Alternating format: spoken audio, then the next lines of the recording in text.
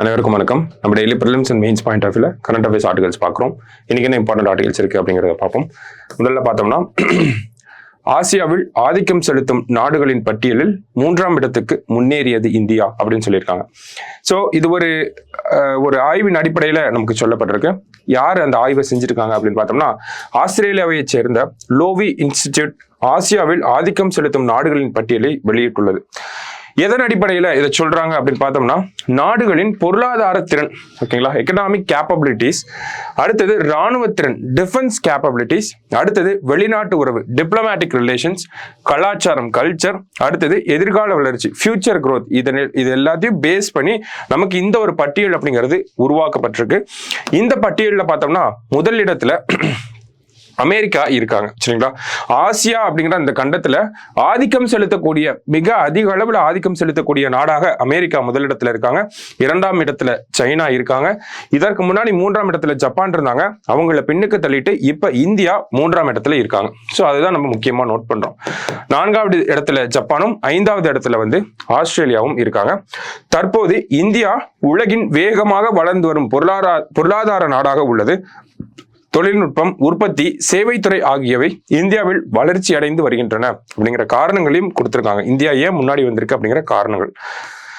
அடுத்ததா பார்த்தோம்னா இந்தியா உலக நாடுகளுடனான தனது உறவை வலுப்படுத்தி வருகிறது.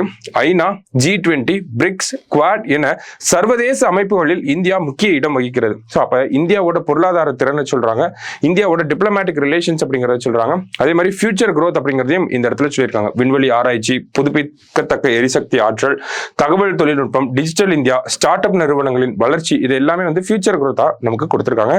ஸோ இந்த மாதிரியான ஃபேக்டர்ஸ்னால இந்தியாவோட ரேங்கிங் முன்னாடி போயிருக்கு. சரியா, அடுத்ததா பார்த்தோம்னா கேரளாவில் வேலையில்லா திண்டாட்டம் அதிகம் அப்படின்னு சொல்லி கொடுத்திருக்காங்க.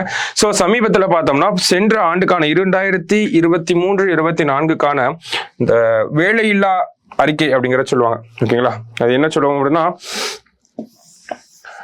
பீரியாடிக் லேபர் ஃபோர்ஸ் சர்வே அப்படிங்கிற இந்த சர்வே ரிலீஸ் ஆயிருக்கு. இதை நேஷனல் ஸ்டாட்டிஸ்டிக்கல் ஆஃபீஸ் இவங்க தான் ரிலீஸ் பண்றாங்க. இதுல பார்த்தோம்னா ஓவராலா இந்தியாவோட அன்எம்ப்ளாய்மெண்ட் ரேட்டை பத்தி நமக்கு இதுல இருந்து தெரிஞ்சுக்க முடியும். இந்தியாவில் அன்எம்ப்ளாய்மெண்ட் ரேட் எப்படி இருக்குன்னா 3.2% இருக்கு அப்படிங்கிறத இந்த சர்வே நமக்கு சொல்லுது. சரிங்களா, அப்ப 3.2% அப்படிங்கிறது இந்தியாவில் ஓவராலா ஒவ்வொரு மாநிலத்துக்குள்ளயும் யூனியன் பிரதேசங்களையும் எப்படி இருக்கு அப்படிங்கறத இந்த இடத்துல நம்ம பார்க்க போறோம். அதுல முக்கியமா பார்த்தோம்னா வேலையில்லா திண்டாட்டம் உச்சபட்சமாக இருக்கக்கூடிய மாநிலம் எது அப்படின்னு பார்த்தோம்னா கேரளா.